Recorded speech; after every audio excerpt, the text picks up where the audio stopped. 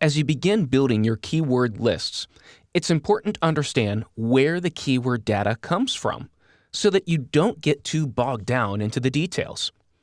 One thing that is very important to remember is that keyword research and all these numbers that you're seeing, this isn't science. This is more of an art. And so be wary of being too concerned about the keyword numbers and the amount of searches. You see, all the keyword tools are going to approach this differently.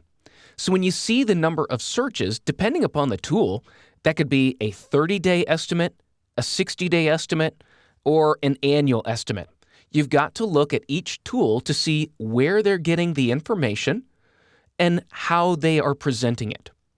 Otherwise, you might be getting distracted because for some keywords, a 30-day total may not include the seasonal trend. And so you can get distracted by thinking it's a low searched keywords when in fact, you're not looking at the big picture. Another thing is to understand where this data comes from. Some of the keyword data comes from the search engines themselves, but that is, of course, if the search engine chooses to share that keyword data, which we're seeing less and less of. Some keyword tools use Google AdWords, so it's going to be affected by the amount that people are bidding on that term, and if it's a high-value term within Google AdWords. Some keyword data comes from toolbars, from service providers, shared analytics or platforms within the industry that try to aggregate as much information as possible and then present an estimate.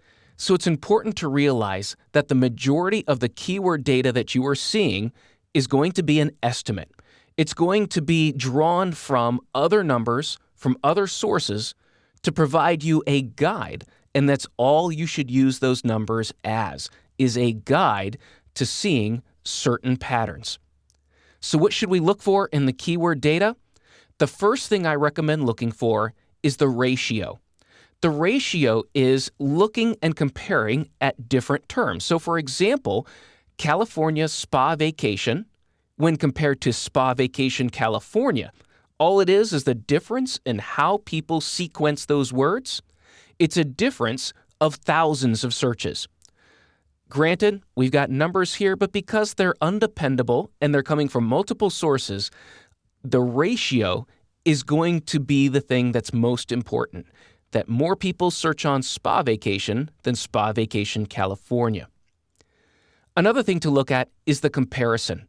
And what I like looking at is when I'm comparing regions, or I'm comparing methods that people search, or the arrangement of words.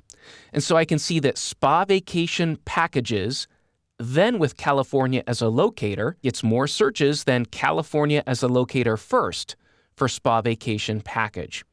So just understanding the ratios and the comparisons will provide a guide, but don't get bogged down in the exact number of searches. You see, what we're doing here is just finding the target.